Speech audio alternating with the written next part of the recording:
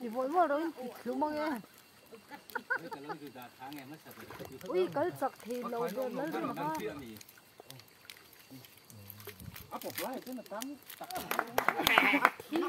thì khang ơi khang nồng chiều mấy khang lâu cái chán khang tiêu lớn đi là khang chán khang tiêu chỉ bảo thiếu twin man đều tróc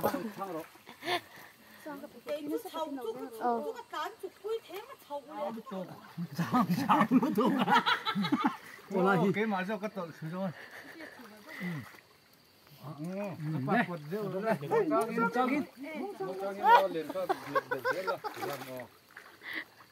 bắt tầm miếng về ngọc hal nấu hal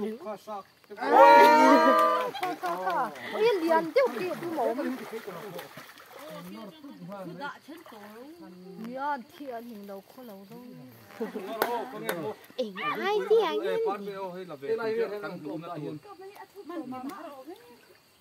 One, two, three.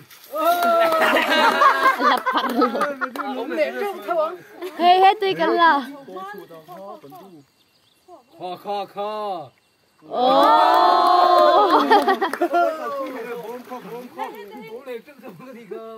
hey bắt tiêu rồi cần là cùng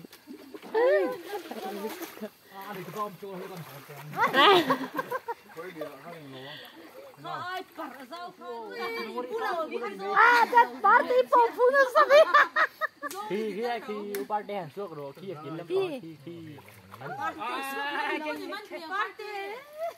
hay số ple số và số rồi hay số cái gì cũng lẽ chế về là rồi cái ngay số số mà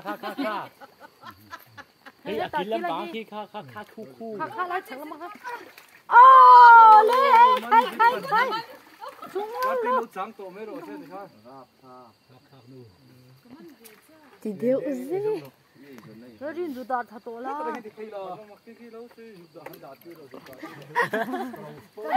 ai cái chụp cho cái rồng chầu cái đôi cái làm ăn mặn chứ ra là xin chàng em liền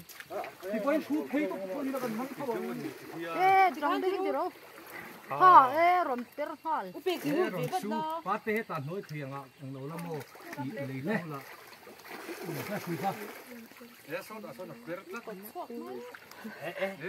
Lâu thế à, mất lệ chút.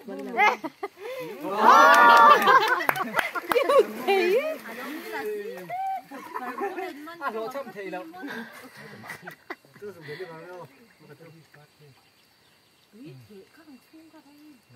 ya khát chết túi thì mà một con thế căng mình á hey khu này Thú mà khăn lệ.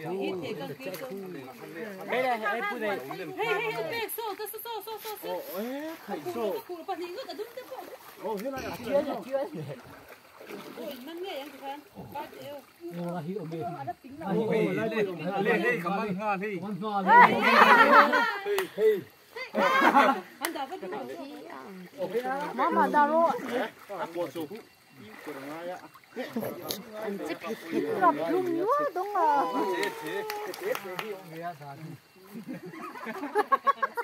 ui tiếng Hàn mình Nè, nhìn đầu hơi chưa?